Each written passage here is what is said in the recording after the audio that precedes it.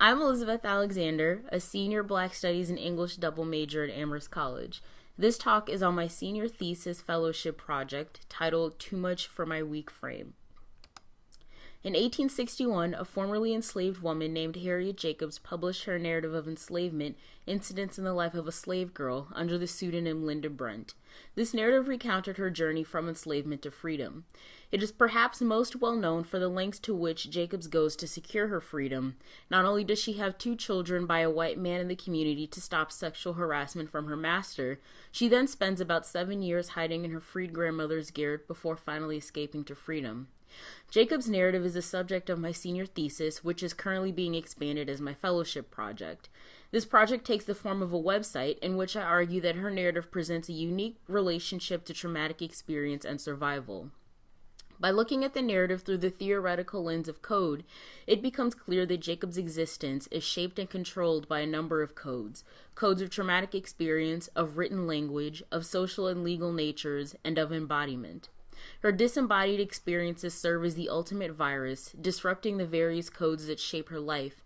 But even in the end, it is unclear whether or not this virus actually allows her to escape enslavement or becomes another form of code itself. For the purposes of this talk, I will first explain what using digital literary analysis has allowed me to do in this project, then walk through the format of my current iteration. Digital literary analysis forced me to confront problems with the way I read, thought, and wrote about narratives of enslavement. This meant having to confront problems of authority and my relationship to Jacob's narrative not only as a reader, but as an analytical writer. I took great care not to read Jacob's narrative through a particular theoretical framework, but instead to allow my theoretical lens to come from within her narrative. I find that the frame of codes and viruses is analogous to Jacob's experience of trauma and freedom and helps to elucidate the intricacies of the network of choices and actions that she makes, but I am not doing a new media or digital reading of the narrative. Reading the text through a theoretical application would take away the little power Jacobs does have as an enslaved woman in making life choices and in constructing her narrative. I cannot say whether or not she saw herself as a virus short-circuiting a massive economic and ideological system of exploitation, dehumanization, and domination, but I do believe that every choice she made was well thought out and intentional. It is not simply by chance or through my reading that her agency and urgency rises to the surface. I believe it is my job to lay out the patterns I have spotted and to understand them. Practically, digital literary analysis meant that I was able to make experiential arguments for which written analysis would not allow. Digitally writing allowed me to use a plethora of tools other than words, such as image, video, color, visual placement, movement, font, time, speed, and so on, to map my movement through Jacob's journey to freedom. With these tools, I was able to create digital alternatives for the theoretical problems I encountered. It is important to point out here that my goal in this project was not to find answers, but to instead find a fitting framework for thinking about the narrative and Jacob's experience. Ultimately, it would be nearly impossible to find out what the incidents in Jacob's life really were because she is no longer alive. It is still important to larger conversations about the agency and subjectivity of enslaved Black women to find more nuanced ways of reading and thinking about what she does reveal to us. I will now give 2 examples of theoretical problems I encountered and the digital alternatives I created. Central to the notion of traumatic experience is the fact that one cannot fully bear witness to and speak about the central ways in which they've been traumatized. As I ask in my thesis, if Jacobs cannot write about her own traumatic experiences in her narrative, how could I? Proceeding to write an essay where I speculate about Jacobs' experiences would then contradict this argument. At the same time, I faced a problem of how to talk about the places in the narrative where I believe Jacobs could not or chose not to say more. This could have been for a number of reasons, from the idea that she was traumatized to the idea that she did not want her white northern abolitionist audience knowing everything that really happened in her life. My digital alternative was to reproduce areas of the text where I had more questions and literally put my questions into physical gaps. When the reader scrolls over the blank spaces, my questions appear. Thus, the reader has the experience of seeing gaps in the text and uncovering my analysis in those gaps. It is the recognition of physical gaps in time or in their narrative in conjunction with the questions that is more important than the questions themselves, and certainly more important than the answers. Another problem I ran into was how to bring critical aspects of the text alive. The best example of this comes at the beginning of a chapter entitled Loophole of Retreat, where Jacobs describes her garret space in great detail. She says the following: "A small shed had been added to my grandmother's house years ago. Some boards were laid across the joists at the top, and between those boards and the roof was a very small garret, never occupied by anything but rats and mice. It was a pent roof, covered with nothing but shingles, according to the southern custom for such buildings. The garret was only 9 feet long and 7 wide. The highest part was 3 feet high and sloped down abruptly to the loose board floor. There was no admission for either light or air. It seemed horrible to sit or lie in a cramped position day after day without one gleam of light. I feel a sense of foreboding when reading the passage because I know the space is small and Jacobs must remain there for 7 years, but it was important to my discussion of space and embodiment for the reader to be able to really understand the imprisonment Jacobs describes. Recopying the description did not suffice. My alternative was to create a scaled 3D model of her grandmother's house and the garret, with a 5-foot-tall model inside.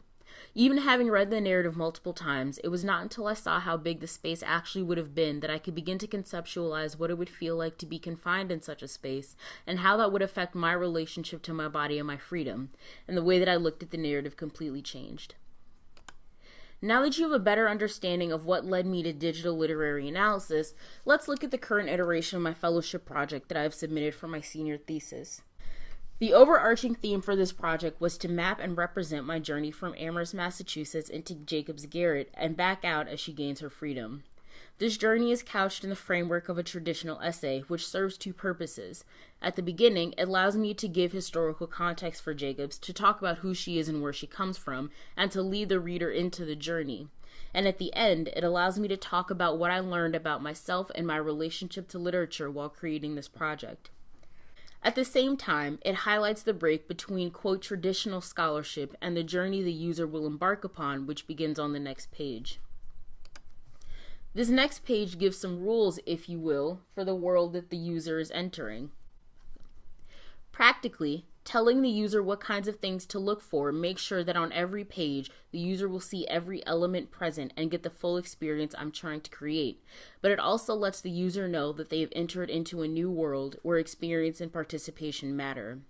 As was not true for the written text on the previous page, it is no longer enough to passively take in information. The user will have to find things, click on things, encode words themselves, watch things, and hopefully through interaction begin to think about how they would react to different forms of reading. The next page, titled Intro, shows a video about traumatic experience. In this video, I talk about how some critics understand how the symptoms of trauma operate in testimony and literature, and then talk about why I don't believe that this framework quite fits for Jacobs' narrative. Instead of thinking about the traumatic event as the hidden center, and these symptoms as events that constantly repeat without explanation or warning, I thought about these symptoms as creating and sustaining the larger system of enslavement into which Jacobs was born. This then means that the initial traumatic event is not one that Jacobs ever experienced, i.e. there was a time before the event, but what instead was a state of being that Jacobs always existed as a part of. The shift occurs along the lines of knowing as opposed to experiencing. The idea of traumatic experience as a code, a theory from an article by N. Catherine Hales titled Traumas of Code, is also introduced here, in which she argues that the symptoms of trauma operate much like code, a system of letters, or in this case, events, that replicate the delivery of certain kinds of information so that a program or the experience of trauma can continuously repeat. This video sets up the journey in which traveling from Amherst to the garret in Edenton, North Carolina, takes the user through examples of how Jacob's life has been encoded en route to freedom, and each stop along the way is a stop on the route. The first is her experience of writing about her narrative. Attempting to get at the root of what the symptoms of trauma represent raises the problem of witnessing and of writing. The symptoms of trauma repeat themselves and cannot be easily sublimated into words that other people can understand, yet Jacobs is writing a narrative that hinges on her experience of trauma. How is it possible for her to give testimony about a series of events she cannot fully access, or even if she can, may not feel comfortable sharing? Even at that point, how can she translate that testimony into words for Northern abolitionists?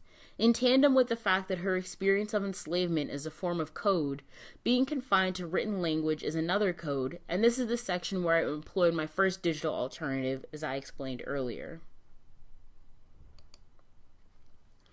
The second experience focuses on the relationship between rape, sexual assault, and love. Because of the social codes that control enslaved and non-enslaved persons, I question how love and positive emotional attachment can be used as forms of power, and how that power or love can be expressed through rape.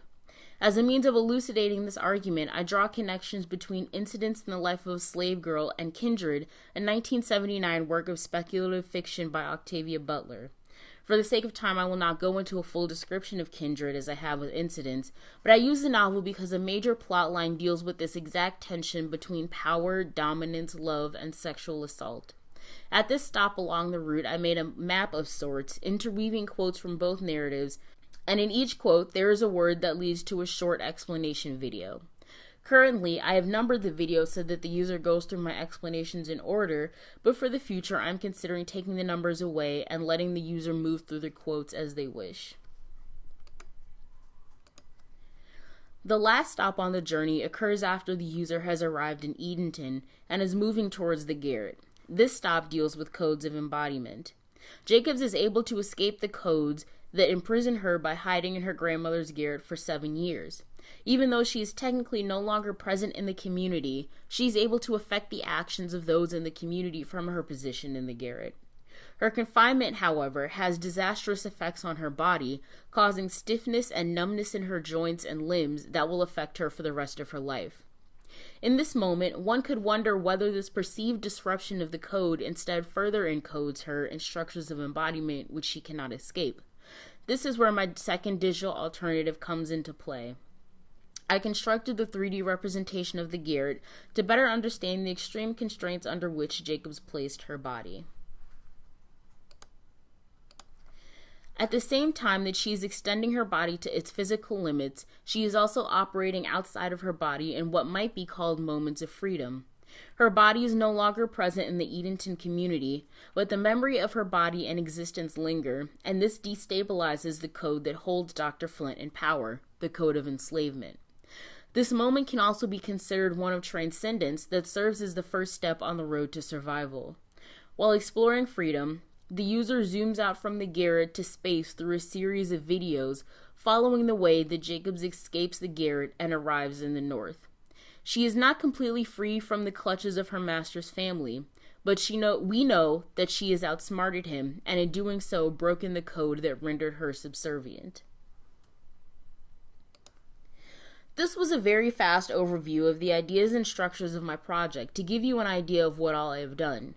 To experience it for yourself, please visit myweekframe.com. If you visit the website and there is a problem or you have comments or questions or suggestions, feel free to email me at ealexander14@amherst.edu or tweet at me at _superluminal. Thank you.